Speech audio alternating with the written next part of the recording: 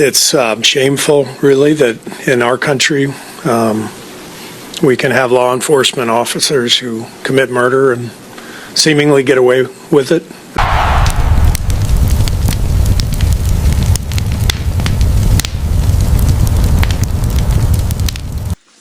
You know, as a huge sports fan, specifically basketball, speaking of sports, my Eagles lost this week. So season's over and it sucks. But that'll be a video for another occasion. Today, I want to talk about Mr. Steve Kerr, that he's one of the issues, one of the problems that I actually have with sports today, that it has increased a lot, right? He went on, I guess they played the Minnesota Timberwolves last week, and he's out there being another social justice warrior that, you know, has to come out in name of whoever liberal warrior martyr is out here.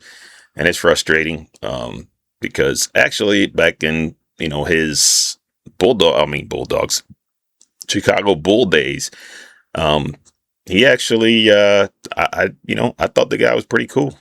I'm taking it. Mike had to tune him up one time. We'll go to that video here in a few, and fix his attitude, I guess you could say. But I guess right now he's still being Mr. Justice Warrior, and I have a problem when they immediately say officer and murder, right? He said law enforcement can murder. You know, first of all, there has to be intent. First of all, there has to be due process, which is something a lot of them out there love to use. And, you know, there's also the one thing, innocent until proven guilty, that we tend to forget a lot. And I know we also have common sense, but a lot of people lack that today. And again, like I've said before, there's a lot of dishonesty in the media with a lot of these activists and these social justice warriors and whatever you want to call them. And when it comes to this kind of stuff, it's just aggravating and frustrating. But basketball was one for me that I loved until they started pushing all that BLM nonsense a few years ago. I mean, I think LeBron had a lot to do with it, because I don't think he's as great as he thinks he is. And after, I think, Tim Duncan retired and that crew, the Spurs were not the Spurs anymore, I think I stopped watching. You know, I did watch the whole 8 years, 7 years, whatever, LeBron going to the finals. Those were tiresome. Maybe that's what did it to me. I don't know. This new generation, there's a lot of social justice warriors on there giving their 2 cents, which is a turnoff for me. People have been asking me about the shot the other night. Michael in traffic to Kerr. And there have been some misconceptions about what actually happened. I wanted to clear it up. When we called timeout with 25 seconds to go, He comes off. I'll be ready. and Phil told Michael, he said, Michael, I want you to take the last shot. And Michael said, you know, Phil, I don't feel real comfortable in these situations. So maybe we ought to go in another direction. Why don't we go to Steve? So I thought to myself, well, I guess I got to bail Michael out again. Here's Jordan. Did not have the shot. Kerr takes it. The shot went in, and that's my story, and I'm sticking to it. So as you saw there, I like that Steve Kerr. That Steve Kerr was cool, actually, funny, if you look at it. And I actually remember that final. I actually enjoyed watching that final. They beat the Utah. I think that was the first year they beat the Utah Jazz in the finals. I think it was 97, then again in 98. But he took the winning shot. And, of course, he made fun of, hey, you know, made up that story. Like, he's probably making up this whole murder nonsense when they don't know what's going on. And they're saying video this and video that. Which, again, if you guys remember on that incident with ICE, and this young lady, Miss Good, in Minneapolis, her wife was there with a phone up recording. And somehow that video as yet, at least to the time of this record, has been released. And if I was one to have the camera going, and I probably would have been showing that if my loved one had been murdered, right? So we just go, I guess, by emotion at this point. And all these celebrities and politicians just keep putting their 2 cents in and aggravating and agitating the situation even more.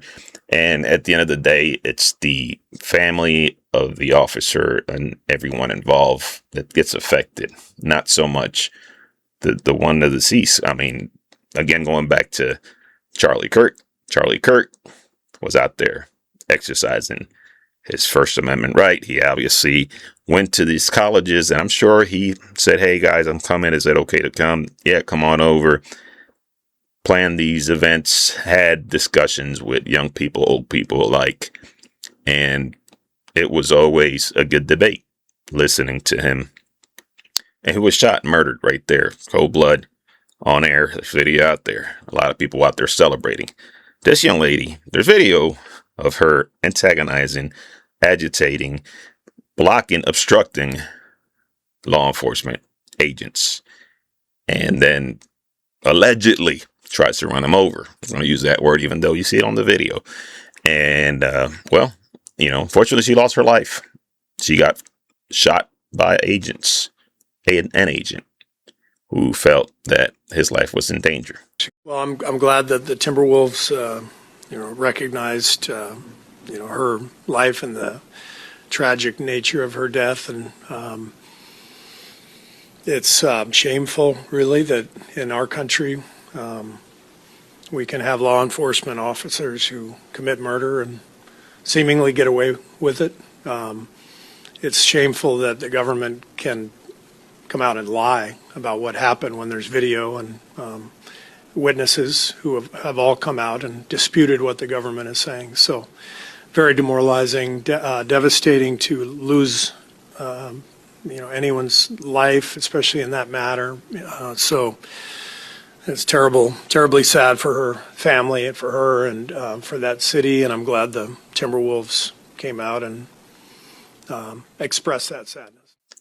So, of course, he's, going out there and this interview, I guess, after they played the Minnesota Timberwolves, giving his 2 cents, saying, oh, great thing that they recognize this young lady and whatever. It's just George Floyd all over again, if you ask me. And, there's several reports already out there that, the one specifically that hits home is the one about her losing her children. And this guy right here breaks it down even better.